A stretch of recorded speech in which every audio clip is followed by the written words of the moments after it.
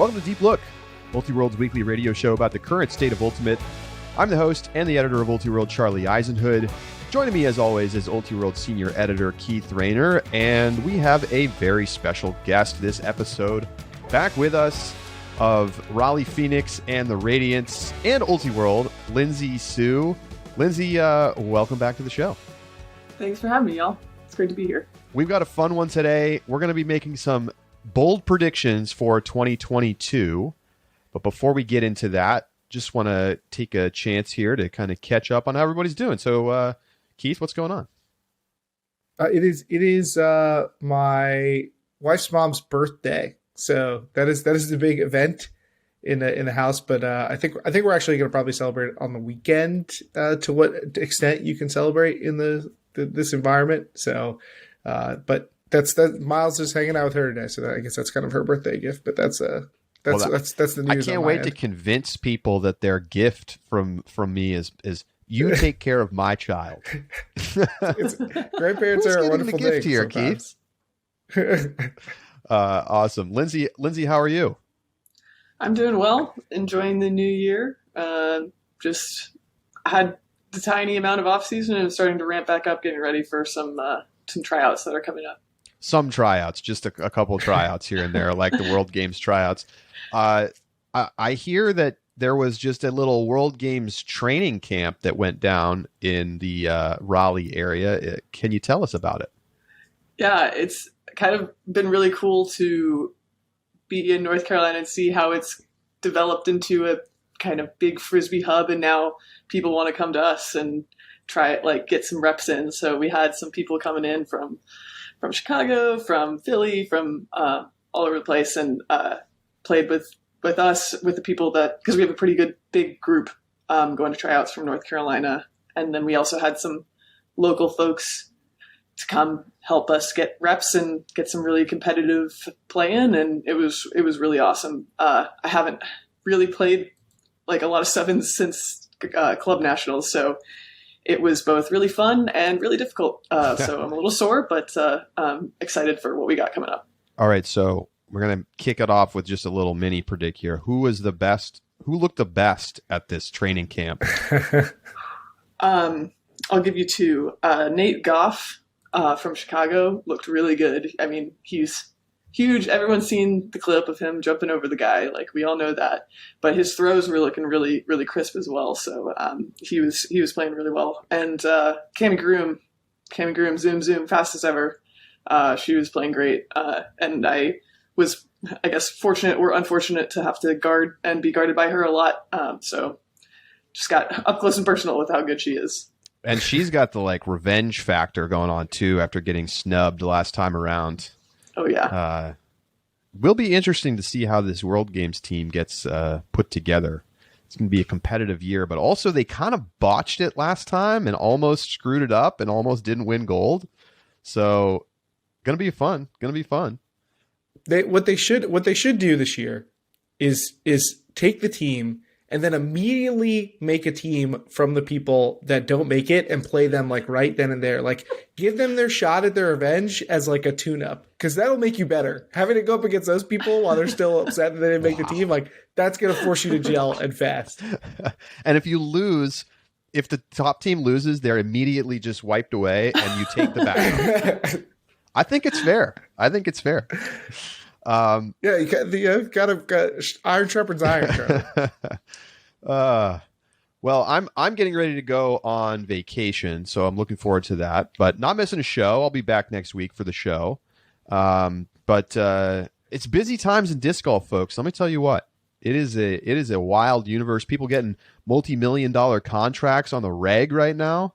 So if you're still not following disc golf, I recommend checking it out. Come over and start reading up some stuff. discgolf.ultiworld.com and check out the Upshot podcast, our sister show here on Deep Look. So one other thing before we jump into some predictions. Lindsay, you were at the college championships right alongside me in the production room, so to speak, in the broadcasting department of the streams. We were doing 2 streams per round. So what were your thoughts on the experience of college nationals and being, in the live production environment as the technical director and just the whole Norco experience? It was awesome. It was such a fun weekend. We were right in the midst of it. We were right in the middle of everything. Obviously, we were just doing some pool play games at the beginning, but then the quarters and D3 semis came to us, and we even got to do the D3 finals. So it was a great time. It was extremely stressful. Turns out live video production is hard, but we can just say that if anything went wrong, it was Charlie, and if anything went right, it was me. So actually, we just blame Keith if anything went wrong. Yikes! Keith not showing up on time for the broadcast. About to lose my mind. Was a near thing that happened. I channeled my inner Charlie and showed up just at the nick of time. Hey, I don't want to hear about channel the inner Charlie. I was at the fields at 4:30 in the morning every day. So it was freezing. Who knew California was so cold? It just doesn't make any sense. But yeah, it was great to have you. Looking forward to having you back. What'd you think of the D1 D3 combo? I thought it was awesome. I haven't really watched much D3 since I was playing D3. So it was really cool to get it all in one place. I don't know how logistically challenging it was. I'm sure it was difficult, but it was really awesome to have it all together. And I hope that they do it again in the future. I feel like that helps, get some more eyes on D3 as well and gives them a really good experience. So I had a great time with it. The D3 semifinalist quality teams they're good. The finals were competitive games. Good college games. Obviously, they're not going to be, winning the D1 title, but I think the winners of both D3 divisions, Middlebury and Oklahoma Christian, would have won games in D1. We talk about this all the time, but definitely this year they would have won games. And the best players looked like they would be right at home playing in the top level games at D1. No question. Babbitt Bryan, beast mode. Anyway, let's get into some predictions. It is time to make our 2022 bold predictions. And it's going to be an interesting year. We're starting off with some weirdness. We've already had a couple of these beach tournaments canceled.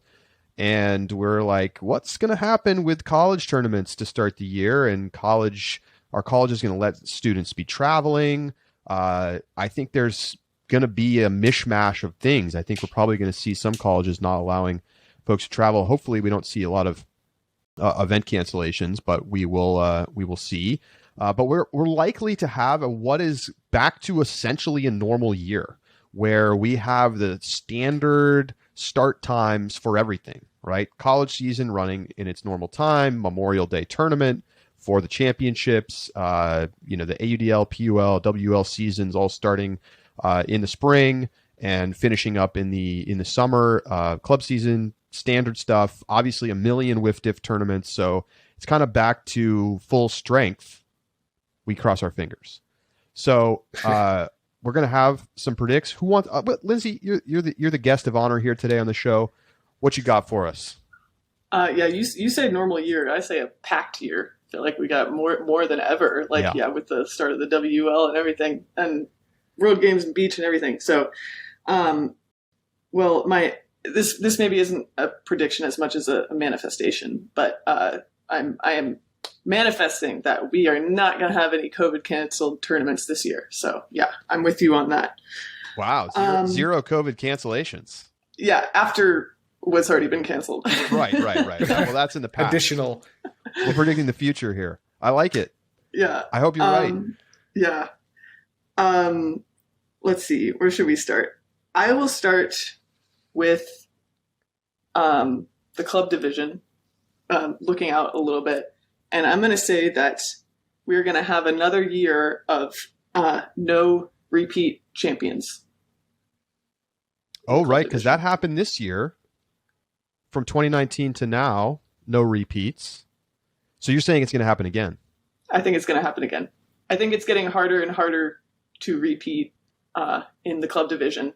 Obviously, Fury has done it many, many times. So, definitely a possibility. But, I think we got some other teams there that might be making a case for themselves to try to get a championship in there.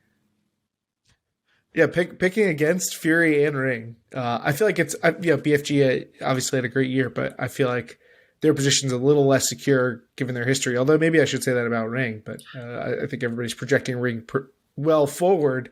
So picking against Fury and Ring is tough for both to say that both are going to miss. Here's my justification: Pony won in 2018, could have easily been just as good the next year, and they fell off. Sockeye looked like the best team this year for like 99% of the season, and then they lost in the semis. I think that, once you've had that victory in there, it's like you lose the drive a little bit. It's like really hard to like bring it all back together the way that it does in that first season to try to get the champion. And obviously Sockeye has won before, and so it's not like their first championship ever, but I still think it's difficult.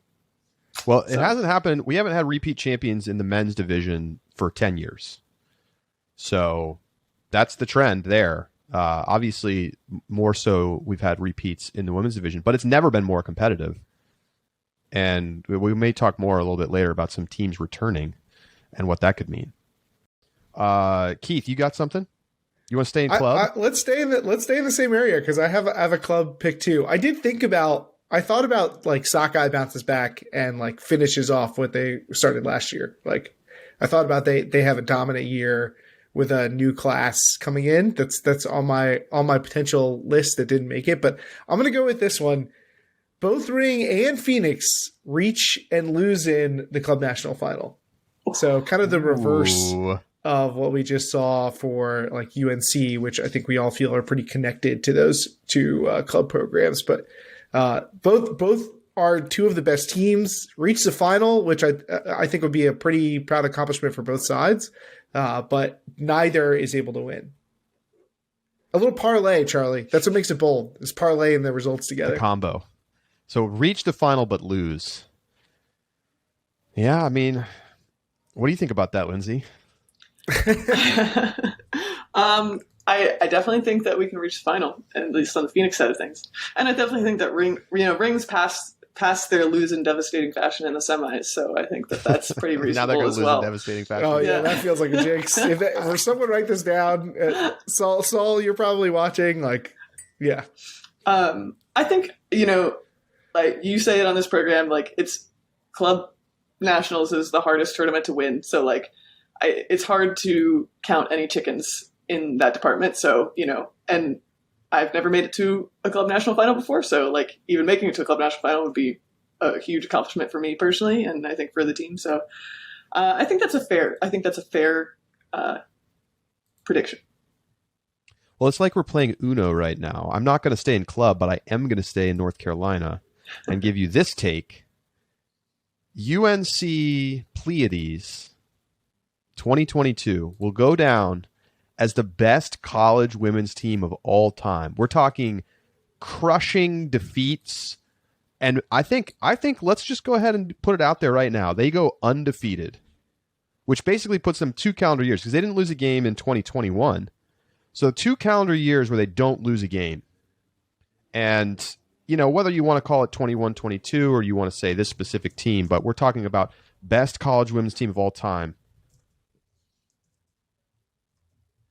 Thoughts? It's hard to like, especially with recency bias, it's hard to like argue that. Like, not only is UNC returning almost everyone except for like a couple super seniors, but they're gaining Ann Worth, Karen Earhart, Maya Powell.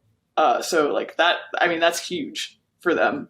I think the only competition for like best college women's team of all time would be Dartmouth 2018, maybe their best season with their best season. Jack. We had Dartmouth 2017 as our the team that went the furthest of the college women's teams in our decade's greatest bracket.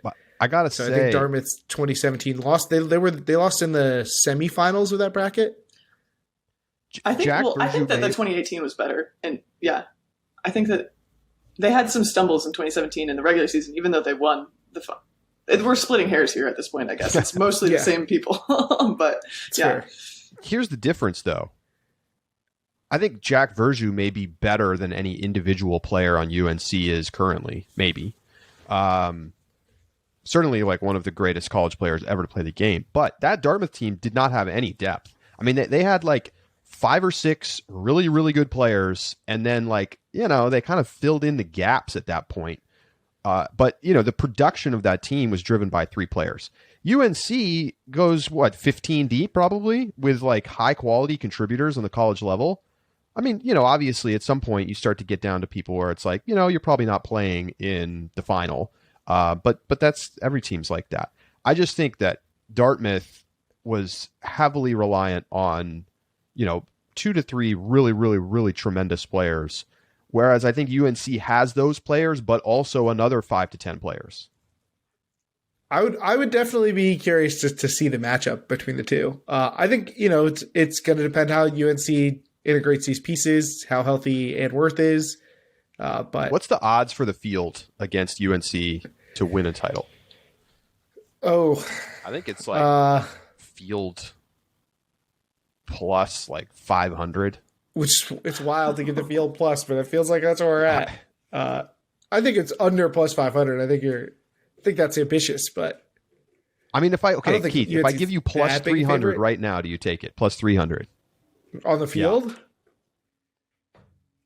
Yeah, I think I'd take plus 300, but that feels like it's right around. That's right around there. You want to put some money on it right now? Plus 350. Oh man, with a sight unseen.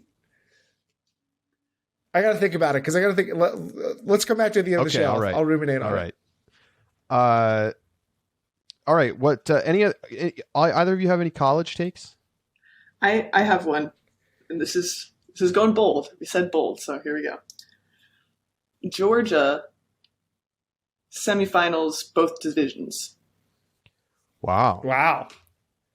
Okay, bold. I know it's bold, but Marie Pervier is really good. I'm going to throw it out there. They were the only team that scored more than 8 points on UNC, like one of the best college teams ever. You know, I think that if they get a good draw in their pool, they could potentially make some noise to like make a run in the bracket. And then obviously we know that the Georgia men's team is just good, even without any graduated seniors. So I think that they could both have a really good college season in 2022.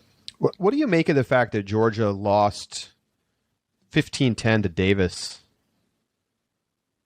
I mean, I think that's the blemish. You know, they lost close to Western Washington, close to UNC, and kind of got beat up by UC Davis. My take is that UC Davis is also good. Okay, that's a good take. That's a fine take. That's a good take. Georgia was in a tough pool. That's really what it comes down to. Okay, so semifinals in both divisions. I'm going to go a step further here, at least in one division. I'm going to say that the Georgia men win the title in 2022. So I was not fully enough on the train in 2021, and so I'm going all in. Now they'd lose a couple people, but they didn't have any alums on the team, so it's basically the same team. And I think, you know, clearly they were a step behind UNC, but UNC's losing a bunch of key players. Still going to be a very formidable opponent, no question. But I really think Georgia, for me, is coming into the year as the number 1 team in my personal power rankings. I'm picturing. So Charlie, you're sitting on the dining car, like the 6th or 7th car on the train. Like you're on the train, but you're not at the front. But people in front of you are like saying like, "Hey, is Charlie driving this train?" And you hear that, and you're like, you know what? You just get out of your seat, you run to the front, grab the conductor, throw him out of the way. You say, I'm driving this train. I'm driving the Georgia hype train now, baby. Full throttle, baby. All gas, no brakes. Yeah, I mean, tell me who's better than them coming into the year. We don't know. I mean, they're going to be near the top, right? With Colorado and UNC. I don't know what we'll see from some of the other top programs, you know, where Slow or Brown, like how we'll look at them going into next year. But there's no reason. I mean, they just made the final with basically the same team. Everybody else losing stuff. Like it's bold because they're not like UNC or whatever, but they look pretty. It looks like a pretty reasonable bet, all things considered. For what it's worth, I think Brown was the second best team at nationals this year, with Georgia slightly behind them. But Brown is losing some critical pieces. So I will say, this is my other college take, is that it's still going to be weird and confusing with the 6th and 7th years that are going on in all of the eligibility rules. And we need some way to clarify it, because I think, these are all bold takes, but honestly, I have no idea, because I don't know who's coming back. I don't know who was a super senior. I don't know who was like graduated and came back. I don't know, it's really hard to keep track with the COVID year. You and everyone both. There's no way, only teams know. Because I'm not even sure that Charlie and I were talking about this. I'm not even sure that players who are eligible to play know they can play right now. There are probably some good players who could play who don't know that they could play. It's gonna be an odd one, and some team is gonna pop up with some crazy grad student or two that still have eligibility and suddenly become a contender. So for me that would have been Washington, but I can't. I'm done. Washington, too many chances, not enough dubs. So I'm out on them for now. Anything else college? Looks like we're maybe done. You got anything, Keith? I think that's all my college takes. All right. So Keith, take us somewhere. Why don't we go to let's talk some pro leagues. Let's talk some semi-pro leagues. I'm gonna start in the PUL. How about that? We got Lindsay on the show, so let's start in the PUL. I think that the Milwaukee Monarchs emerge as the top challenger to Revo Pro over the Soul, the Gridlock, over the Radiance, the teams that we've seen get there before, or that people have high expectations for. I say the Monarchs emerge as the top challenger. Can you second best team in the league? Can you go a little further in explaining that? They're the second best team in the league, basically. Well, I understand what you're saying, but I want you to understand why you're saying it. I think that they could recruit well. I mean, there are a couple players who are in their region who were traveling to play with other teams during the series before, and I thought that they recruited well at the time. I thought they obviously looked good in their results, even in weird conditions. And I think that their community has shown an ability to rally around the team. So I think that this could be the team that emerges kind of like the Soul emerged in the first PUL season. I think people weren't expecting them to have the kind of weekend they did at the championship weekend. I could see the Monarchs kind of taking that spot and rising up in a way people didn't expect, and even doing it a bit during the regular season. I'm a Keith skeptic. Is trying to get my goat here. He's really trying to push us forward. So look, North Carolina's the villain now, so I can't root for him. I can't pick him. I think that's fair. I mean, I can pick him. That's fair, but I think you should pick him, because my hot take is that Radiance is finally going to take down Revo Pro, and that we're going to get some new champions in town. All right. I'm more maybe inclined... the Monarchs play Radiance in the final, and we're both right. That could be interesting. That could be interesting. I think I don't know, Keith. I don't know if I can get on board with the Monarchs hype train. I mean, I think they can be a good team, but they barely won the tournament. They barely got past the Pride. So, are you telling me that they're gonna surpass Revo next year? I don't know. I don't know that there's quite enough talent in the area, even if they consolidate everybody, for them to rise to that level. I'm surprised that y'all aren't higher on DC, if I'm being honest. Shadow had a great year. They looked really good. They did look good. I wonder if they're going to be able to keep the traveling players, because that was a big part of why they look so good. Yeah, Erica Bacon was on fire. It'll be.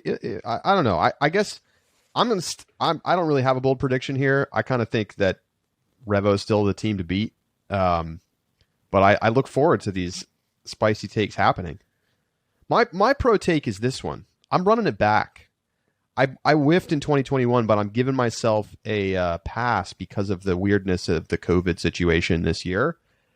USAU and the pro leagues, I'm going to give myself some leeway there, have some kind of formalized relationship of some kind.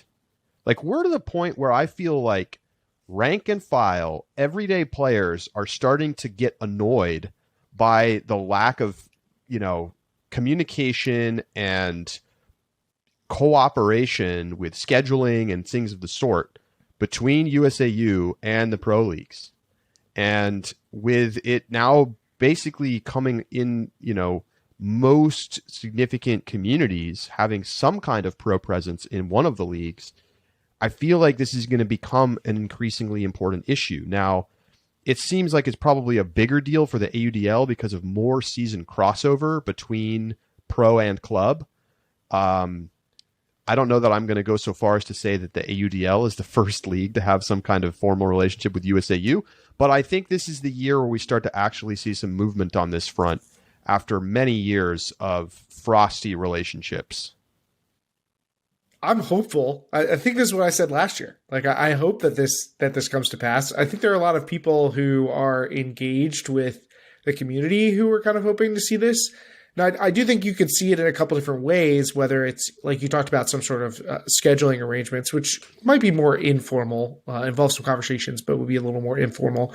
Or I could see something like, partnering for youth clinics or something like that as well, if that would be if that would meet the bar of a formalized partnership. I have breaking NBA trade news. I'm sorry, I have to bring it up because it's very relevant. Tell me it's to the Hawks and the Knicks. It is. No way. Are you ready? Woj bomb. I'm. Oh wow. The Atlanta Hawks are trading forward Cam Reddish to the New York Knicks for a deal that includes a protected 2022 first-round pick via Charlotte. Knicks also acquire Solomon Hill and a 2025 second-round pick via Brooklyn in a trade. New York is including Kevin Knox in the trade to Atlanta. Yeah, I'm not super excited about that. Bye-bye, Kevin Knox. Hello, Cam Reddish. I mean, Kevin Knox stinks, like real bad, real stinky. But yeah, I'm not excited about this. Which basically means that I am. I feel like this is a good situation for the Knicks to pick up Cam Reddish and swap picks. Fine with me. What do you think, Sue? Do you care? I can't say I follow the NBA super closely, but I'm excited if you're excited, Charlie. I appreciate that. Let's dunk on Keith together. Okay, onwards. Western Ultimate League thoughts? We've had like an appetizer of the Western Ultimate League at this point. I don't have a lot of predictions here. I think that they're going to have a good season. I think they're going to have an engaging season. I think we were maybe all a little surprised at how good some of the teams were and how kind of much more parity that there was than we thought there would be. And, I wasn't there, but y'all said that they had a really well-organized setup for their tournament. And so I think that they have the potential to have a really awesome season for, both the competition level as well as, for how well they plan it out and do for fan engagement and things like that. I think one interesting thing about Western Ultimate Leagues, they're going to be starting play in March. And, they have the advantage of having a bunch of teams in the Southwest U.S. where it's warm.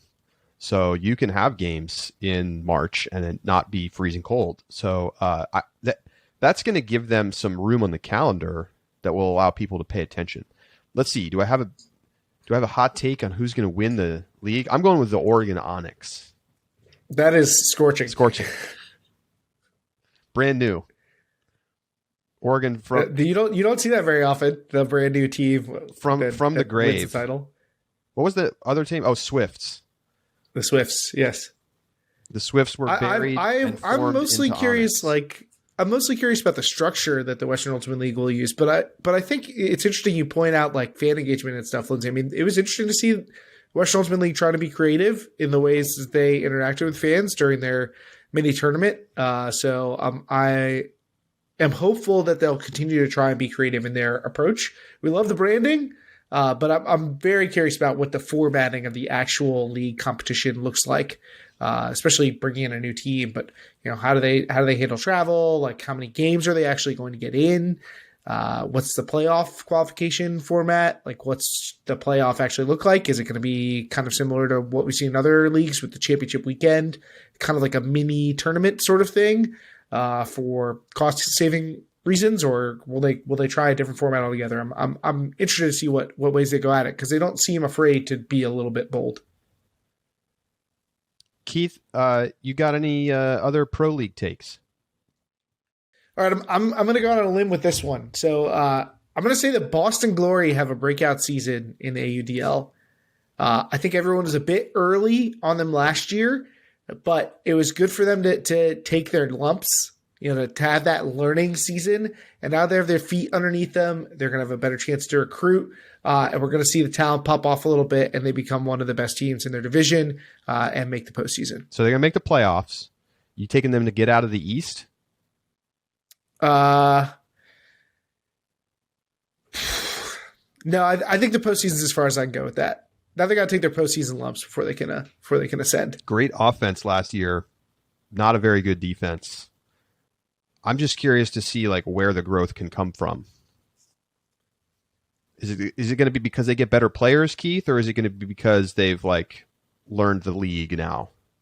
Both. Okay. Both. They get a better system. They're better able to utilize their depth, but their top end players, Benson Oak was one of the most productive players in the league. Maybe he ties in his turnovers a little bit. Orion Cable, if he comes together, you could be talking about a potential MVP level player. I mean, you certainly could be talking about an all AUDL level player, and that would be 2 stars for them to rally around. And then they just continue to pick up some solid players who all together, knowing a little bit more of what to expect. It's kind of like when you see a team make nationals for the first time. They have to go through the rhythm of, okay, we don't know how to prepare for nationals. We don't know what the schedule's like. But once you've been there and done that a little bit, it becomes a lot easier to make your plan. So I think that's what we'll see from Boston. I'm calling it now. The Detroit Mechanics are going to break the streak. # break the streak. They're going to get a dub in 2022. They just signed Johnny Bansfield. He's going to do it. He's going to put the team on his back, though, and he is going to get the job done, and they're going to get a win. I think that's a fair take. Yeah, I did just see that they signed him. Getting 1 W, I think that they can do that. At least. Come on. It's about time. It's a low bar. It's a very part of me's like, is this really that bold? I feel like it's doable, but man, the history of the team has just been so bad that I guess maybe it is still a hot take. I'm expecting more quality signings for them. I think Johnny Bansfield's the first. This is the tip domino. of the iceberg. I don't know if I'd call it an iceberg. I don't know if it goes that deep. You don't even have to get that good in the Midwest. Those teams aren't very good. Michigan's just had a great year, right? I know. Michigan college programs, both at nationals, Michigan men make a nice deep run, hybrid in the club division.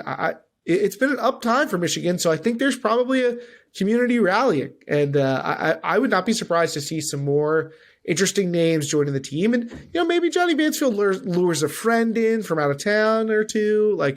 This could get interesting. All right, here's my other AUDL take. We're going to have a first-time champion again in 2022. Ooh. So, how bold is this? I don't know, but I am ruling out 2 of the likely top teams in the league with Raleigh and New York. You can't have Toronto. Did Chicago win one back in the day? I don't think it was so. before Madison and Dallas. Madison, Dallas. Dallas isn't going to be very good this year. But so a first-time champ, which, there's some new teams coming to the league. We got Denver. We got Portland. We'll see. I think I'm expecting some surprises. Although I think that, coming into the year, you probably still look at New York and Raleigh as the top 2 teams in the power rankings. I'm going to pivot slightly and say that I think that Canada is going to come back with a vengeance. I think that, the U.S. teams got a little break in the AUDL this year. Canada had their Canada Cup, and it was pretty competitive. Like, Toronto has historically been obviously very good, won a title, but Montreal ended up winning that game. So I think that potentially they could come back and make some things difficult for those those. I guess they're in the East Division. Is that right? Yeah, realigned divisions coming up here, 2022. Might make it tough for them. And similarly, and moving away a little bit, but I think that the Sixers are going to come back and going to have another really great year. I think that they could make the semis again for sure. Could they win a title? Potentially, Keith, yeah. Keith, you going to go for it? You were on the Sixers train in 19. I was early arrival. I don't know if I could go that far, but it does align with the no club champion repeats if it goes that way. I don't think that's the team that Soo is placing her bets on, but I don't see. They certainly could be a contender. They were obviously on the upswing at the time. Are we concerned at all about the potential COVID-related restrictions as far as travel between Canada and the U.S., or are we just being optimistic about that? I think that it'll be fine. Okay. Personally. Well, I mean, yeah, like the traffic already came in. It was just kind of a matter of they didn't want to have to fly to their regionals and then fly in into nationals as well. Yeah, it was a pain. It was a pain. Not that it wasn't possible. It was just going to be expensive and annoying. Yeah, and they looked really good at Canada nationals. So I think that maybe I don't think necessarily that they're going to get the win at USAU Club Nationals, but I do think that they could make it back to the semis, and they might need a year to readjust to like the competition level of the USAU club, but. I mean, I hope they don't win a title, but I think they're going to be good. Sixers wins Club Worlds. I'll put it out there. Wow, that would be very exciting. I could see it. I could see that. I could see it. You could. Actually, I think I do have a Canada take. Actually, we're going to hype up Sixers. I've got some Sixers hype. Then I think I can put together something for Sixers. What you got, Keith? I'm a big fan of Britt DeSantos. Okay. That's not a take. So let's say Britt DeSantos emerges as like one of the best women in the world. So let's say like, what's a good marker for that? Top 15, top 10 in our top 25? I mean, she was on the fringes. I think she maybe just made it inside the top 25 or just outside the top 25 last time we did those rankings. So let's say, if we're going to be bold, let's say top 10. So like back into the top 10 and asserts herself as the best player in Canada, potentially through the World Games. That seems like a good venue for that. Who holds that title now? Lauren Kimura? It's probably who I would think of. Yeah, I'd probably say Lauren Kimura Catherine or Menzies. Chewy. Yeah. Yeah, okay. Britt DeSantos hype train. I mean, perfect candidate for that, Keith, because young player who has like kind of was off the radar a little bit. I mean, we've seen those players emerging as stars across Ultimate because, guess what? Like now they're entering their athletic prime. So I don't see why not. Clearly the talent's been there. It was like probably their best U24 player in 19. Yeah. So certainly a possibility. Top 10 in the world, though. That's a strong one. Well, top 10 in our top 25. We don't go global for that. Okay, but you have to play in the club division, right? Yeah. All right. Speaking of young players, I will say that I think that Anna Thompson and Claire Trope will make the World Games team. Wow. Oh, Claire Trope. That's that. I think Anna Thompson is someone who we've already pegged as like not a lock, but definitely in the mix. And I guess we probably shouldn't discount Trope. I think we mentioned her when we talked about potential players. Great two-way player, but wow, I mean that's big stuff. 7 slots. You need some bigs. Can they both make it? I mean, they play different styles. Claire Trope is really good this season, and she's also only gotten better. she plays way above her size, I feel like. I mean, she functions sometimes almost like a big. It's true. Like, yeah. The World Games selection is going to be super tough this year. Keith, you have a spicy World Games take here. Yeah, we're talking about vengeance, right? So let's talk revenge tour for Robin Fennick. Makes the World Games team. Wow. Didn't make the U.S. national team, and then flips around and World Games team, like shades of Sadie Jezierski and the U-24 adventures. Like, why not? It's bold. It's bold. Great, sure. Great player. I just don't know. Like, the fact that she didn't make the World's team tells you that, like, I mean, how do you then go to making the World Games team? She'd have to have a tremendous tryout. Has to turn the turnovers down. Simple as that. But, like, obviously has the playmaking ability. I mean, there's no doubt about that. We saw it at Club Nationals. I think there are a couple things that make her a great fit. One, great two-way player. Like, when you have these tiny rosters, you can't rely on a lot of specialists because everybody's going to have to do a little bit of everything, and Robin has plenty of experience doing that. Two, lots of experience playing mixed ultimate. True. So I think that really benefits her in this kind of situation.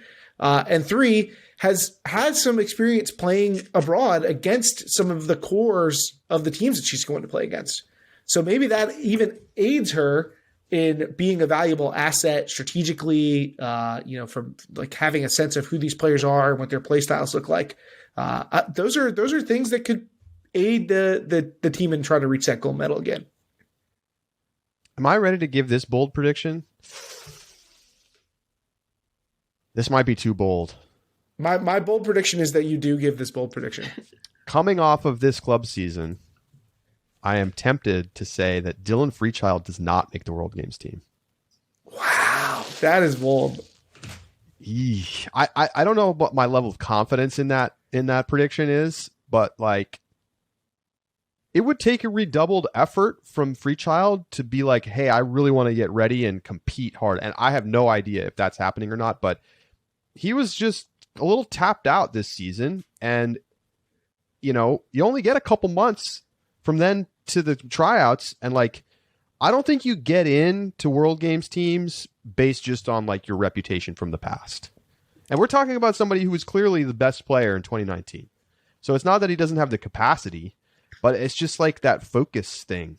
You talk about, Lindsay mentioned that you talk about once you win the title, it's hard to regain that mentality. Like, if you want to be on the World Games team, I think you start thinking about that 8 months ago and training for it then.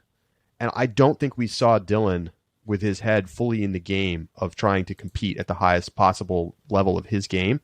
And he may still be good enough to make it anyway, but that's my take. I did not have this take like 4 months ago. I feel like you gotta be egregious to not get invited back. And I don't know if it's gonna be like that. But maybe. I guess I could see it. I get selling after the club season. I get the idea here. Okay, so there's two takes to evaluate, Sue. Robin makes it, Dylan misses. Your thoughts? Well, Robin did just make the beach team as well, so she's on an upward trajectory. But it is hard to do both beach and World Games. Like, that would be a lot. So I don't know if they take that into consideration at all. But I think it's possible. But I don't know. It's hard. You get 7 players in each division. How are you going to whittle it down? It's impossible. Dylan, I still feel like, even if he had an off season, I feel like he's still in his prime. No question. So I feel like that could be easily overlooked. Not that Robin Fennick is. Obviously Robin Fennick is playing amazing, but again, but Robin, said, with the turnovers, I don't think anybody would argue that Robin Fennick has been the number 1 player in the club game at any point. Maybe top 10. Did win Player of the Year. Yeah, let's not forget. It was a weird team in a weird situation. And, the turnover rate was super high. I think there was some criticism of that selection.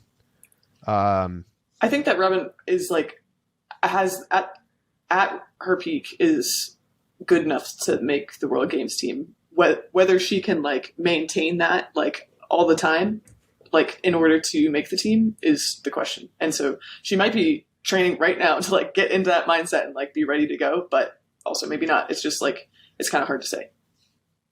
I think if whoever went to the North Carolina training camp, that's the team. They're all going to make the team. Everybody else, they didn't show up. Too bad. I look forward to doing our eventual actually picking the teams. Yeah. I wish we could have Sue on for that, although I don't know if you'll want to be involved given your status. Maybe we'll have Lindsay Soo on here, like anonymous. No, I have no real like illusions of making the team. I'm just excited to get to go and like have some high level competition. Obviously going to do my best, but more than anything, it's just to go play and watch and see who I think is going to make the team. Yeah, speaking of players of the year, it's no big deal. Keith, that was yeah. The trajectory is upwards for you, Sue. Oh. We wish you luck. Thank you. No promises of picking you to make the team, though. That's fair. I made player of the year by having a really awesome team around me to make it easy to play well. So I give that to my team as much as to any of my own performances. Said like a true player of the year would say it. Keith, you got something here. We're talking a little observing.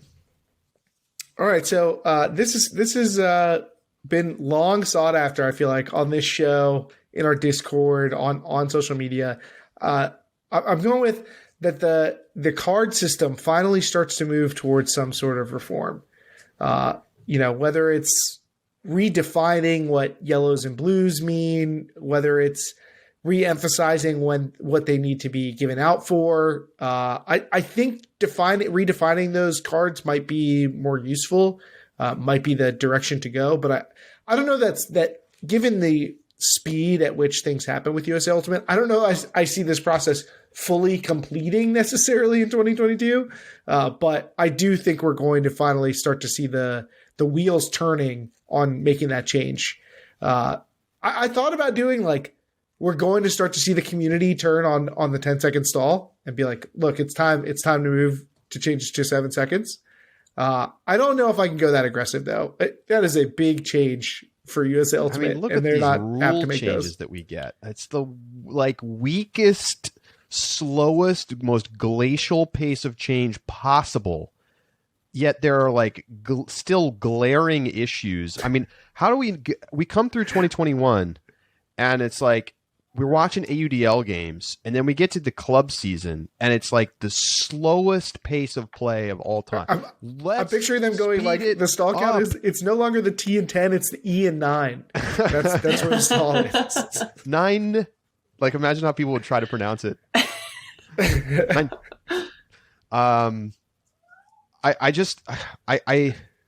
I hope you're right, Keith, but this decision by consensus among the observer committee, it's just everything takes forever for them to even do basic stuff.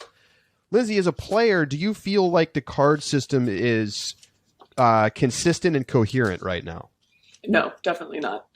I feel like it's starting to change a little bit. I think that, you start to see cards coming more often, but it's still not consistent. I think I saw my first ever yellow cards happen this season. I've never really been a part of a game or watched a game that's happened in. And I'm hoping that we can kind of keep moving in that direction. Not that I hope that there are more plays that lead to yellow cards, but giving a blue card for somebody making a bad bid just doesn't make sense to me. I don't see why we don't just kind of pick up the soccer rules of yellow red kind of play. I feel like it'd be easier for people to understand, but to backpack someone and then get a blue card, but then somebody else also does kind of the same thing and then they get a yellow card. What's the difference there? What does that mean? I think that it definitely needs to be clarified. Even if it is starting to change a little bit or kind of happen more often. I think that having a third card, like the blue card, for team related things like team patterns of double teaming or something like that, like makes sense. But because it's often applied to an individual for an individual play, it does really get confusing about when there should be a yellow. And like Charlie and I have said on the show, the first yellow is a freaking warning. Like, why are we not using it? It's literally a warning. So it doesn't make any sense to me. That we have a yellow and a red card system. They just never, it's like almost never utilized, even though the backpacking is as common as ever. Beautifully. I mean, I basically think what's happening right now is that observers have their own individual interpretations to some extent of like what is a blue and a yellow.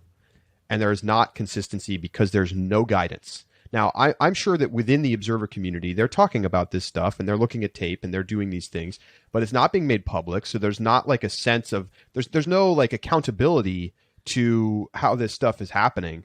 And look, don't get me wrong. I think observers are overworked and underpaid, and we need to increase their compensation and treat it with more seriousness because I think it is important. And I think they're all trying their best to do a good job. So like, it's not like saying that they're doing a bad job or something, but there's clear massive inconsistency in how things are adjudicated. And right now, basically the stuff that gets yellows is only, well, generally is the like most egregious, like almost red card stuff. And then there's like randomly people who get yellows for stuff that's like really doesn't even necessarily deserve a card at all. And so I feel like we need to have blue as a technical foul for swarming the field too soon or whatever, like little, sort of just team nonsense. But right now blues are given as individual foul. Like that was a bad bid blue. And like that has to go away. That just has to automatically be a yellow. If you feel like as an observer, you need to reach into your pocket because a player made a play that was bad, be like in a bid situation or like dove into a pile or whatever, that just should automatically be a yellow. Like if you feel like you have to reach to your pocket to card it, it should be a yellow. I don't really understand like that should be simple in my mind. Blue should only cards be for like, a double teaming, swearing at an opponent. Like literally you have technical fouls, you have flagrant fouls, and you have ejections. Other sports have already figured this out. Why do we have to like make up some nonsense on the fly all the time? I think it's also just like this kind of, not to belabor this point, but like, you have the teams that like at higher levels that are getting used to observers, getting used to what these mean, getting used to the card system. And then you have like the majority of play that is just like there's none of that. So like there's always going to be this process of like people getting used to it. And so like nobody's really ever on the same page because it's only like kind of like the top 10% of players or like of games that even get the treatment of this. So I feel like it's hard to get a kind of consensus of what the community wants and what like is the right thing to do when there's that aspect of it as well. Like if every game was observed, then it would be a lot easier to get this data, but it's not. Yeah. So you're saying that with your USAU membership, everybody should get a couple of cards so that at need you can just card people when necessary. Yes, exactly. Get your practice in. I think that the observer committee can like give a lot of clarity. Like I really think it's on USAU to give the clarity here on what it is. So anyway, I hope you're right, Keith. Me too. Any lingering stuff here? I have a quick one. New York Knicks 2022 NBA title incoming. Cam Reddish, NBA MVP. This is the ticket for the Knicks. No. Keith, I see you one left on your list. Yeah, I've one left. So just the other day on social media, Washington, D.C. Scandal posted a little graphic of a hand emerging from the grave as they are coming back as a team. I guess that's the formal announcement. They'll be back. Bold take. They don't make nationals. Wow. Reform Scandal doesn't make nationals. They climb out of the grave and they don't manage to get in. So we're talking about a consistent bracket team here in the past, Keith. We are. But, they've benefited a lot from having some high-quality travel players. They haven't had a lot of competition in the region, but Everybody loves that chair slamming team from Pennsylvania. So, look, we've seen the Mid-Atlantic get a little thin for bids over the years, right? We've seen them have teams not quite pulling their weight getting the bids. So I could certainly see a situation where the region doesn't have enough bids and Scandal has to go up against Parcha. They don't quite have the firepower they used to. There's not the same buy-in because the team is reformed. You got some new folks, whatnot, and they have to go up against a Parcha team that's motivated. So that's the path to this coming true. I don't wish it upon you. I'm a former DC resident myself. I don't wish it upon Scandal at all, but I could see it coming to pass. As a former, like a Scandal alum, I definitely wish Scandal the best. But I do think it's going to be a different team, than it has been in the past. I think, you got new coaches. I agree that I don't think they're going to get the same travel players, but I think it potentially could be to their benefit, getting some more beefed up local, talent, which may not lead to good things for Grit if they're pulling away from some of the talent there. But I think I'm gonna say the opposite. I'm gonna say that Scandal's gonna come back and kick Parcha out of the Nationals competition. Wow.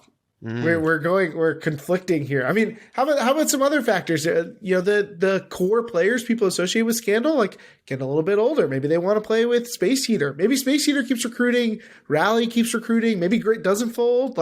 All of that can pull at the talent. Maybe the Shadow are asking for some people to commit. They don't want to play Scandal this year. There's a lot of different things shifting around. It's bold. Here's my take. Both Scandal and Parcha earn bids and comfortably qualify. That feels like the most likely thing to happen. Yeah. Maybe not too bold. All right. Well, anything else? I think we've pretty much gone through our lists. So anything that's come to mind in our conversation today that you want to set anything up that rhymes with schmulty schmucks. I noticed that's been absent from the predictions. Okay, Keith, I will pay you $250 if USA Ultimate institutes Ulti-Bucks in 2022. You don't have to bet me. $250 or the equivalent amount of Ulti-Bucks? You can choose how you wish to be compensated. If I'm able to get Ulti-Bucks, can we mine them like Bitcoin? How does it work? Can we make them so popular that USAU has to adopt them? Can we work this from the ground up? We're going to have to do a full Ulti-Bucks episode where we really fleshed out this concept and theory to its full potential. And we're a calendar year from the initial Ulti-Bucks joke, and it's feels a little more firm every day. Well, I'm excited for 2022. I want to go. I'm going to go back and I want that manifestation that Lindsay had at the beginning of no event cancellations. I hope you're right. We'll see. What highest risk Beach Worlds, and then early college season tournaments. But I think, as long as Beach Worlds doesn't cancel now, I think that it's going to happen. I think it's going to make it. It's probably going to be small and not very Worlds feeling this year, but I think it will happen. All right, well, that is going to do it for today's show. Make sure you join us for our subscriber bonus segment, where we're going to be picking our moment of the year in 2021. Sue will be joining us there, so we look forward to talking to you there. ultiworld.com/subscribe. $4 a month gets you access to all of our bonus podcast episodes, newsletters. Keith's got a brand new newsletter coming out. Give us a little plug, Keith. What's on the horizon? So last year started the Bring It In coaching column, coaching focused column, and we're going to transition into the newsletter realm, which means one of the benefits, I'll get to be talking to a lot of top level coaches and bringing you their perspectives on things. And for the first issue, talked with the college champion coaches of the UNC men's and women's programs. So if you want to hear about the decisions they had to make along the way to winning their titles, then you got to subscribe and get access to the Bring It In newsletter. And that's just one of many benefits. It comes with being an UltiWorld subscriber. So again, ultiworld.com/subscribe. Check out all the benefits. We hope to see you in our subscriber bonus segment right after this. For Keith Raynor, Lindsay Soo, I'm Charlie Eisenhood saying so long, and we'll talk to you next week right here on Deep Look.